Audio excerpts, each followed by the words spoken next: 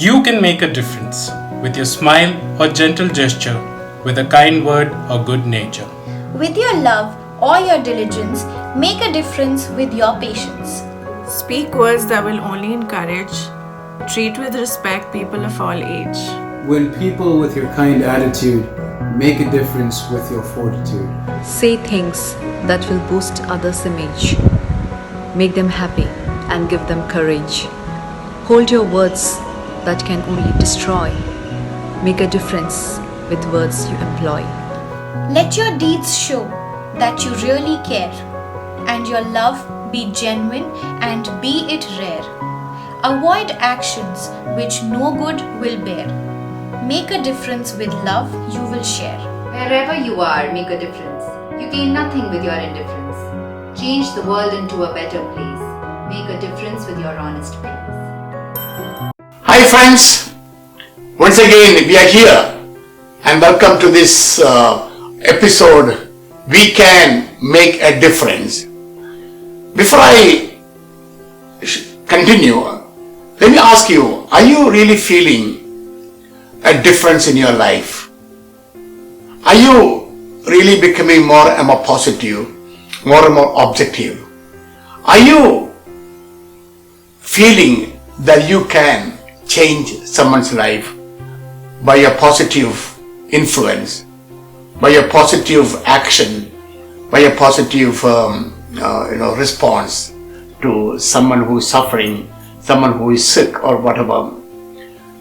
We all can make a huge difference. And can you imagine what our families will be, what our society will be, what our country will be, what our world will be if everyone becomes an agent of a change, agent who can bring life to the life of someone. Today I'm going to talk about a very, very familiar, very lovable character called Mother Teresa of Calcutta. I had the privilege, a real rare blessing, to have met her few times, and actually I was a sort of chaplain to her sisters. Here is a person who thought about others, who thought about people suffering. Here is a person who found no time for herself. She was not worried about herself, but she was worried about others. Here is a person who touched the lives of millions of people all over the world. Here is a person who made a huge difference in the lives of people. And so you wonder, how did it happen? Why was she so different than me? What made her so different from millions of people? You know, all of us, by our nature, we are only worried about our little small world, our life. We think very small. We think all about ourselves, our families, our life, our security, our future. Mother Teresa was able to break away from such selfish thinking. She saw the world. She saw millions of people suffering. She had a very comfortable life. She belonged to a congregation called Loreto congregation, and she was in one of the convents in Calcutta. She was a teacher in a Loreto school, and Loreto sisters looked after, in those years, the elite, the top class people. And looking after these young girls, she was a teacher. She was still able to see millions of people suffering. And therefore, my dear brothers and sisters, if Mother Teresa could do, she came all the way from Albania when she was about 18 years old. She lived such a simple life. She founded a congregation called Missionary Sisters of Charity. And today, there are thousands of these sisters all over the world serving the abandoned, the downtrodden, the dying people.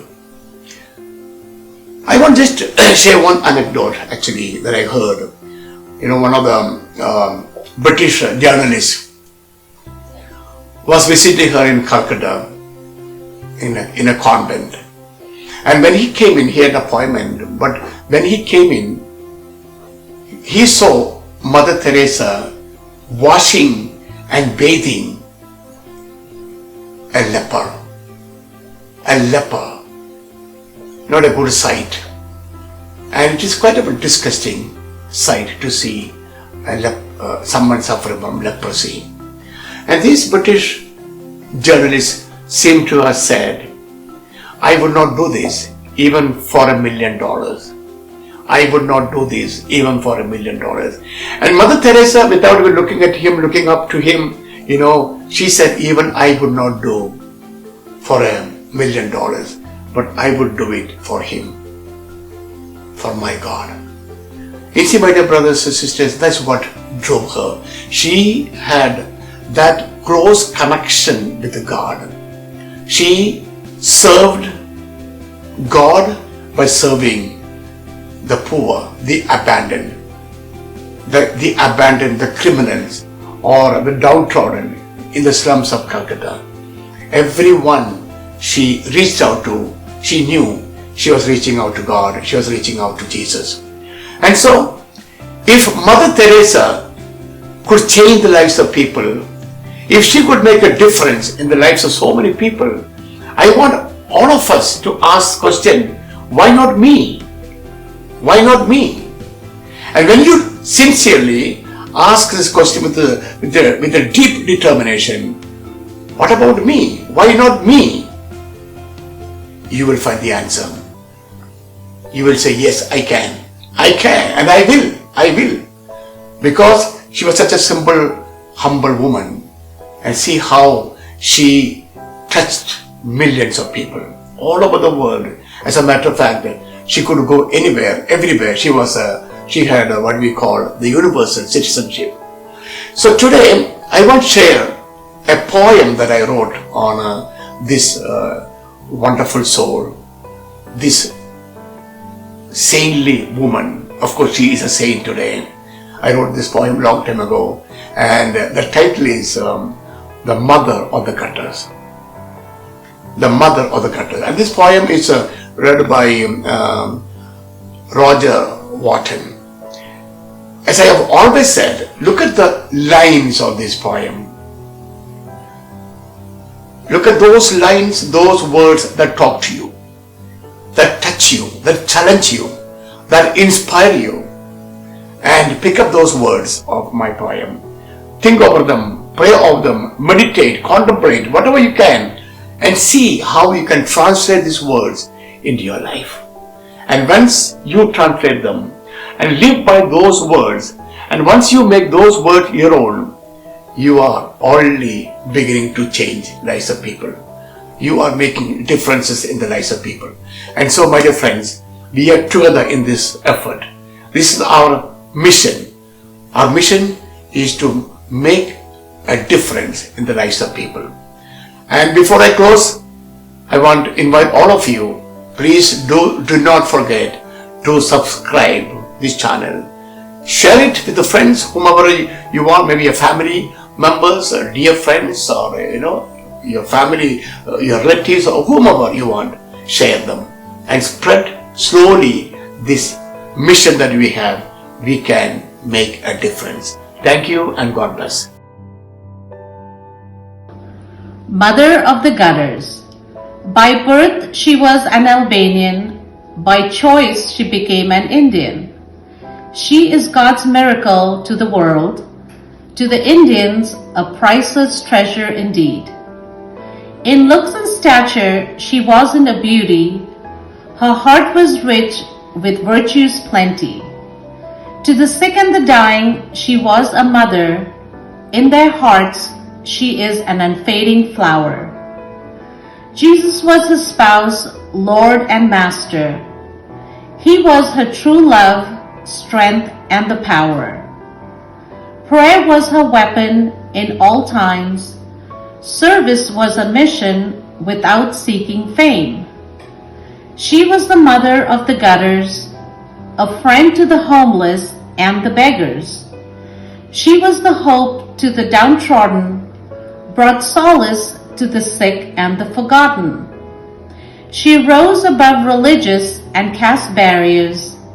Hindus and Muslims approached her without fears.